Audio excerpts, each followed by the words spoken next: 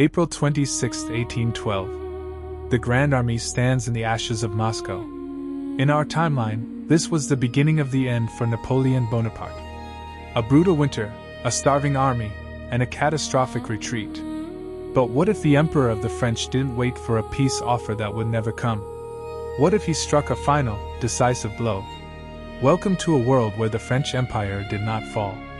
By avoiding his tactical blunders in Russia, Napoleon secured his grip on the continent, creating a unified European superpower 150 years ahead of our time.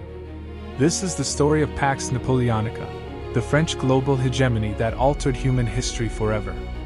Instead of marching into a trap, Napoleon cuts off the retreating Russian forces under Kutuzov, forcing a catastrophic battle. With the army shattered, a shadow coup erupts in St. Petersburg. Alarmed by the destruction of the country, the Russian nobility forces Tsar Alexander I to abdicate. The new, submissive government signs the humiliating Second Treaty of Tilsit. The map of Eastern Europe is shattered. The Polish-Lithuanian Commonwealth is fully restored as a massive buffer state against the East. Russia is stripped of its western territories, isolated from European politics, and forced back into the continental blockade. The British Empire is now completely alone. With the East secured, Napoleon turns the European continent into a single, massive entity, the United States of Europe, governed from Paris. The Napoleonic Code becomes the universal law from Madrid to Warsaw. Feudalism and serfdom are abolished overnight. Internal borders vanish, customs barriers are torn down, and a single currency, the imperial franc, dominates European trade. This unified European market triggers an unprecedented economic boom. Millions of liberated peasants move to growing cities, creating a massive workforce for the early industrial revolution.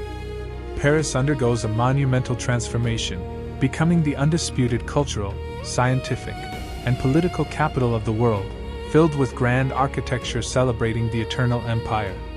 But one final obstacle remains. Safe behind the English Channel, Great Britain refuses to surrender. In response, Napoleon tightens the continental blockade to an absolute stranglehold.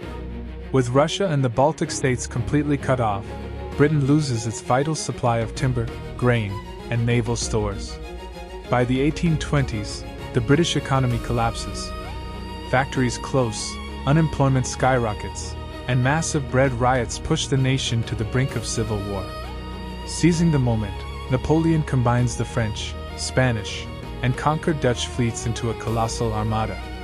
In a desperate, bloody clash in the North Sea, the Royal Navy is overwhelmed by sheer numbers.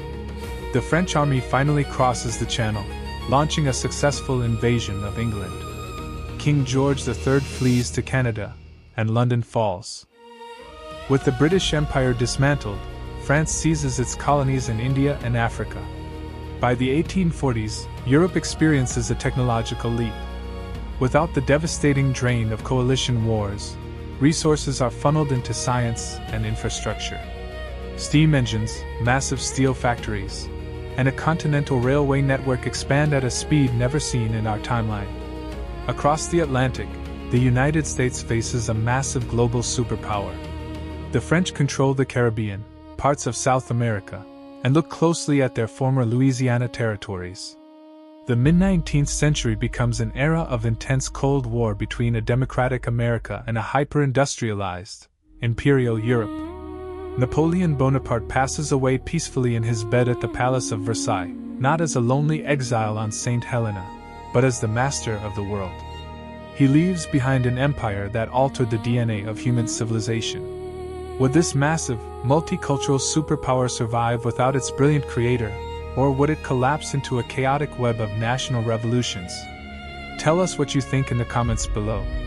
Don't forget to like, subscribe, and hit the bell icon for more deep dives into alternative history. Thank you for watching, and see you in the next timeline.